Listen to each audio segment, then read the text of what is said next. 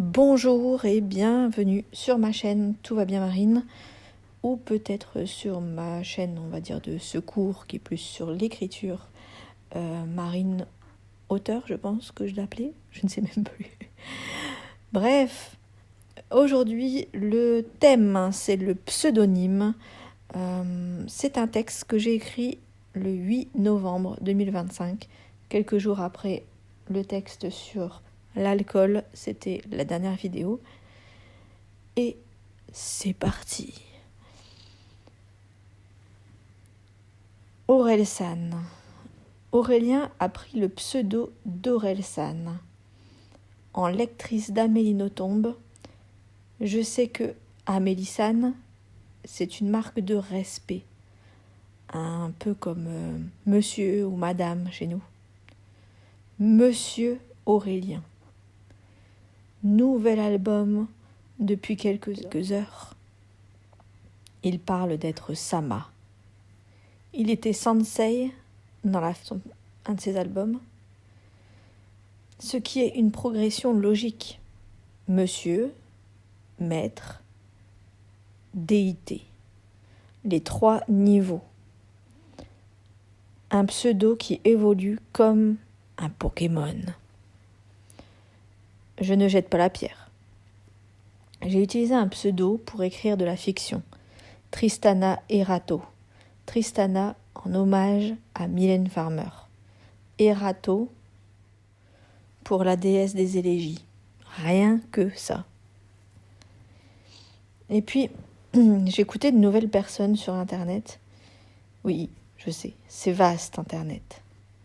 Stéphanie, Fabigena, Arwen de Laréo, pour ne citer qu'elle, qui ajoutent des noms, les retirent, les superposent.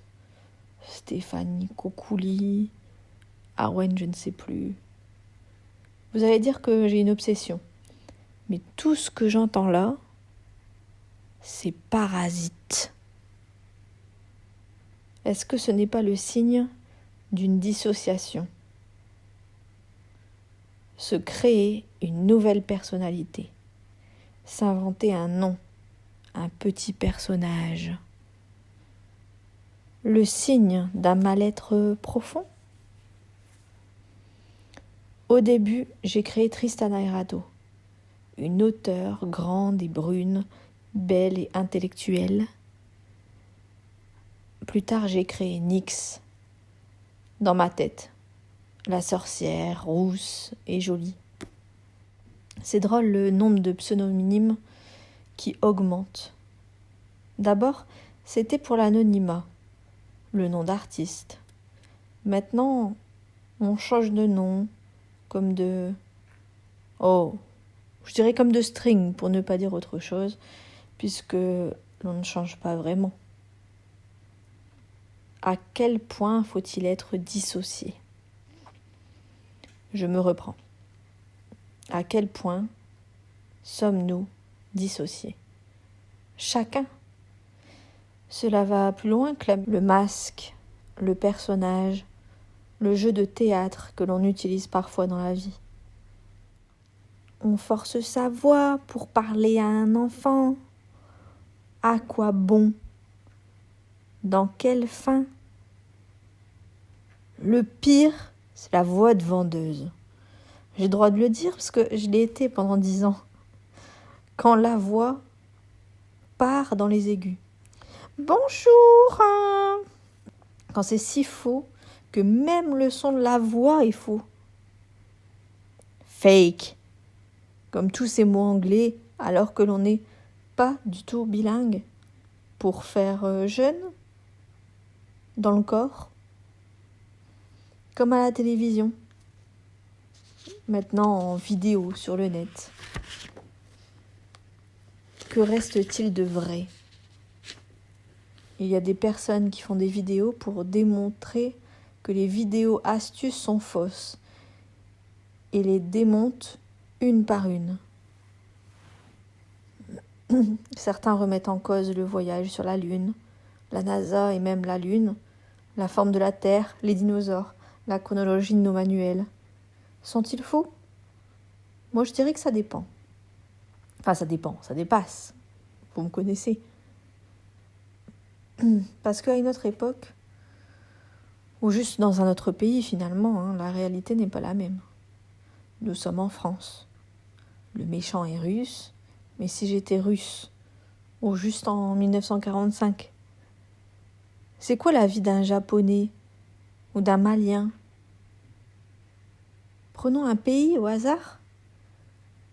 De celui qui ne vend pas des armes, de celui qui n'a pas d'intérêt, ou oserais-je dire, pas d'impact.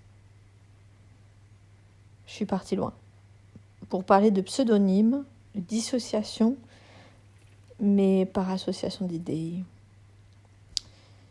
Cela va être difficile de trouver du vrai, du bio, du naturel, parce que finalement, peut-être pourrait-on choisir un nom.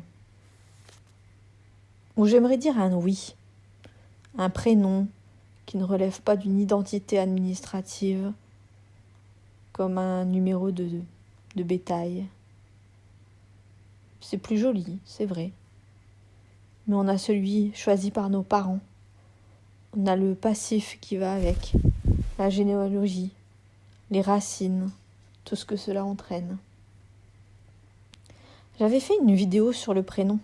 C'est très important.